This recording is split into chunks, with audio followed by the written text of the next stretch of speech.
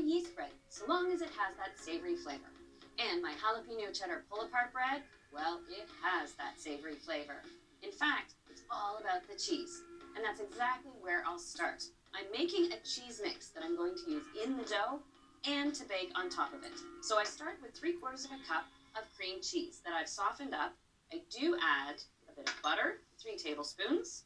And to make this pull-apart bread, essentially the buns are baked together so that you have to pull them apart under the layers of melted cheese. I kind of have it so that it works like cheese bread meeting garlic bread. So I'm mincing in a clove of garlic.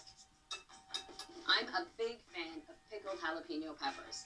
Now, if the heat from jalapenos isn't your thing, well, then you could use pickled red peppers, the sweet kind, or you could even use just pickles, cucumber pickles. So I've got half a cup of chopped jalapenos. And just like with my cornbread, where I use the juice, I'm doing the same here, 2 tablespoons.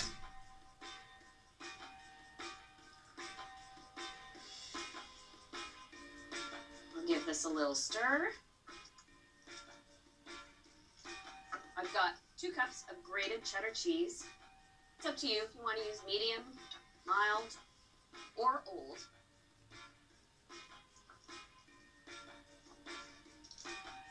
The last addition, 3 tablespoons of grated Parmesan. There we go. Oh my goodness, you could just put this in a dish with some bread on the side and you'd be all set. But I've got a great dough recipe to show you. I'm going to start this yeast dough by measuring my dry ingredients into my mixing bowl. First, 3 cups of all-purpose flour. And I'll grab my yeast. I'm using instant yeast, which means it doesn't need to be dissolved in liquid. So I can add my 2 1/4 teaspoons right to my flour. And because my yeast doesn't activate until I add the liquids, I can actually add my 1 teaspoon of salt to my dry mixture. Now I've warmed up some milk, just to lukewarm, 3/4 of a cup. And I'll pour that right in. I have a teaspoon of honey to add. It's more to get the yeast going than to add actual sweetness to the bun. And a single egg. Okay, I'll put this on my stand mixer. What I'll get ready is a cup of my cheese mixture. So instead of enriching this dough recipe with just straight butter, I'm working in flavor. The rest I save for the topping, and I'll add it once the dough starts coming together.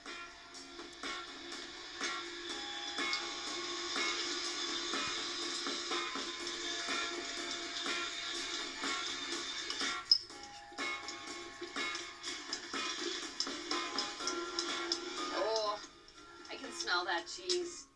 I haven't even baked the buns yet.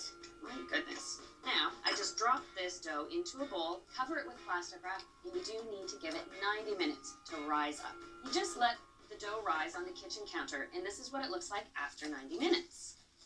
Now, this is ready to shape. Because of the density of the dough, you'll probably find you don't need flour on your work surface, because the dough won't stick. So, I just roll this into a long rope, and then I cut it into 12 portions. This savory bread is called pull-apart because you bake the buns all in one dish. So as they bake, they stick together, and if you want one, you've got to pull it apart from the others. I've got a 9x13 baking dish that I've greased. So I give the buns just a little bit of a shaping. It doesn't have to be precise or fancy because they do bake up and all together. And you don't want a floured surface here because you actually want the bun to stick as you're shaping it. Makes it easier to get that round shape. A bit of practice, you can do 2 at a time. There we go. Now the finishing touch is to top the buns with that remaining cheese filling. Just a generous spoonful on each.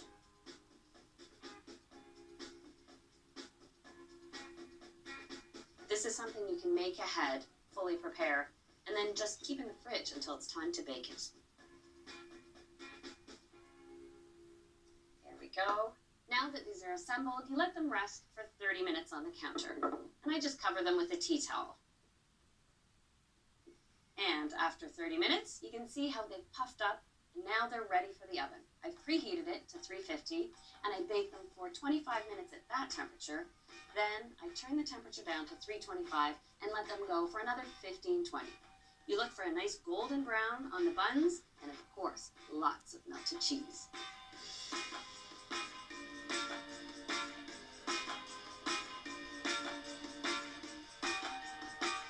Oh, it smells so good. Now, these are still very hot, but I did let them sit for about 15 minutes out of the oven. The biggest challenge in this recipe is waiting that 15 to 20 minutes. But oh, see, the cheese is browned and melted.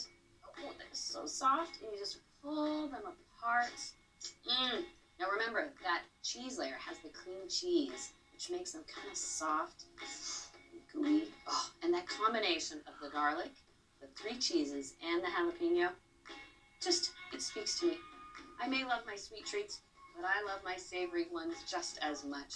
And now that you've seen a quick style of savory bread and this yeast style, you're going to be ready for the next adventure: barbecue steamed buns.